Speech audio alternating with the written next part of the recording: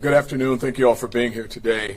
I want to start by offering my condolences to the family and friends of Patrice Wilson.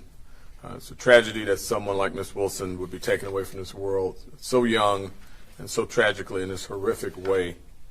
She was young and she had her whole life ahead of her. She was dedicated to serving and helping others as a nurse and putting others before herself. Miss Wilson has been described as cherished by her family and her friends, and as well as her coworkers. She's also a mother, obviously. She's a daughter, and for her to have her life taken away from her just before Mother's Day is absolutely heartbreaking. As I begin, I want to stress that this is an active investigation. The information is preliminary. We will share with you the facts as we know them as of right now, as of today. But there are some aspects of the investigation that I will not be able to get into. Again, I know the public has many questions, and I cannot get into all of the details. I cannot jeopardize this investigation. As I indicated, it is an active investigation. Here are the facts as we know them thus far. On Saturday, May 13th, at approximately 7:40 a.m.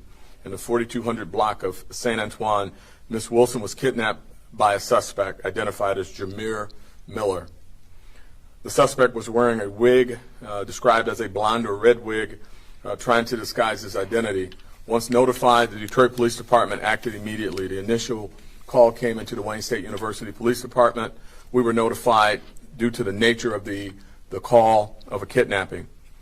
We deployed our assets with the goal of finding our suspect and Miss Wilson before the situation ended in the most worst possible outcome.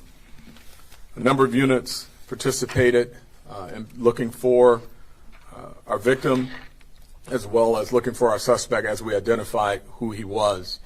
They included our organized crime unit, our major crimes unit, our homicide division, our commercial auto theft division, our fugitive apprehension team, and our special response team, as well as our homicide task force and missing persons. I highlight those because I want the community to know that we activated all of these units with the efforts of identifying where she was located and identifying our suspect. Our headquarters surveillance unit was also engaged in attempting to identify where our suspect was located. I also want to thank the Michigan State Police and the Wayne State Police Department, as well as the Inkster Police Department. This is a very complex case, and as you can hear, it touched a number of different communities. And consequently, we had those respective agencies involved in attempting to identify where she was. A number of search warrants were executed in Inkster, Detroit. We also had the support of the Novi Police Department. Unfortunately, yesterday at approximately 2:15, or strike that. Let me go back and pick up one last part. After several search warrants were executed, the suspect, feeling the pressure of this investigation, due to all of the search warrants, all of the activities by those agencies that I just identified, the suspect negotiated his surrender via his lawyer, and he was taken into custody at the DDC at 2:15 p.m. On yesterday, and that's the Detroit Detention Center. Again, this investigation is ongoing. We are currently finalizing our investigators' report to submit to the Wayne County Prosecutor's Office for their review and hopefully their charges. I've said this before and I cannot stress it enough.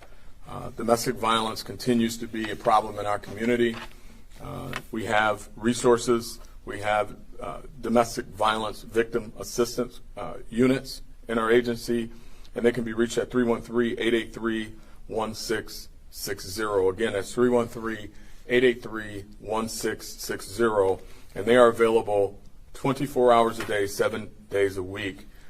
It crosses all demographics. Domestic violence is something that continues to plague not only our city, but this country. We have seen a number of tragic events around this state this weekend. Even in most recently, a few days ago, where the health director, I believe, in Oakland County lost her life in a murder-suicide. So again, if you need those resources are here for you. With that, I will take any questions.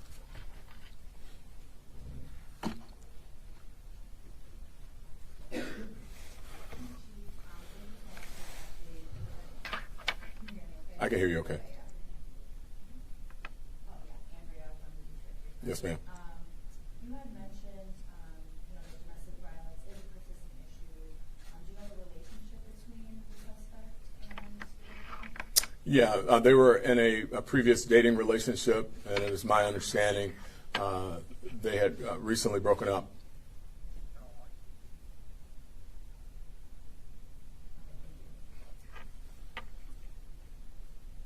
Hi, Chief. I'm Vicky Bernie with Channel 7. There's been a lot of talk online on social media about the mother of Miller's child, Bianca Green, disappearing more than 10 years ago. With this case, is there any potential for Detroit police to look into the previous case? Yeah, I was made aware of that as a part of this investigation, and everything's going to be looked at, including anything from that case as well. I don't know the status of that case. I know our detectives are in contact with the agency of origin on that particular missing persons.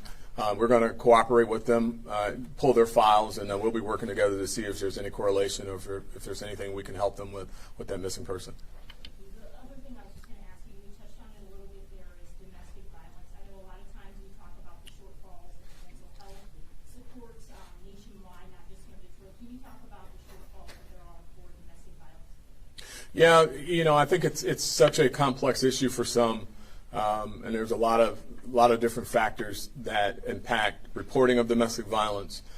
Some are economic, some are just so many different embarrassment and things such as that lead people to be in these relationships. In this instance, she appears to have done everything the right way. She got out of the relationship, and unfortunately, the tragic outcome was his violence and his persistence to keep her in that relationship. So in this instance, this is someone who did what she could to separate herself from that situation. Unfortunately, though, these types of offenders don't take no for an answer, and more needs to be done to protect our victims. There's PPOs and things such as that, but we certainly like to see a lot more being done before someone else has to lose their life. Very tragic event, and like I said, with these resources that are available, there's some things that can be done, such as relocation and things like that. But I think that, if nothing else, this really shines a light on just how these last few weeks, just recently, the young lady who was shot and killed in Southfield, and then the suspect who engaged the Southfield police, that was a domestic situation. And then I've already spoken about the one that happened in Oakland County, and now here we are with ours in Detroit, and there's been a number of them already this year. We've had 12 homicides with a domestic violence nexus to them, and that's just unfortunate. We're pretty much at the same place we were last year with 12, but that's 12 victims this year alone that have lost their life at the hands of someone at some point who they thought cared for them and they cared for. So this is a real serious issue. Jessica Dupnack, Fox 2. Kind of going off of that, was there any specific instances prior to this of stalking or harassment at all?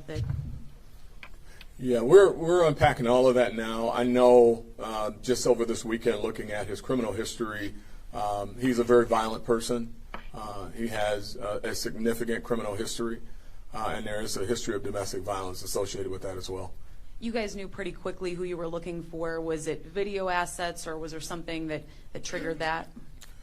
We got the best police department in the United States of America. I mean, I know I say it a lot, but these detectives, they don't work 8 to 4, 9 to 5. It's not an 8-hour shift for them. When a member of our community, a young lady, loses her life, or a young man, but this young lady, these officers and these investigators look at this as, that could be my child, that could be my sister. Beautiful young lady working, doing everything right, a couple days before Mother's Day, a nurse, young nurse. So they were just passionate about, getting this person off the street quickly. They were able to, do some really good detective work, identify who they were looking for pretty quickly, connect some dots, and, do a number of things from search warrants to social media workups to pretty much know who she was associated with and what she was going through, and that led us to our suspect and where we are today. Hi, Chief.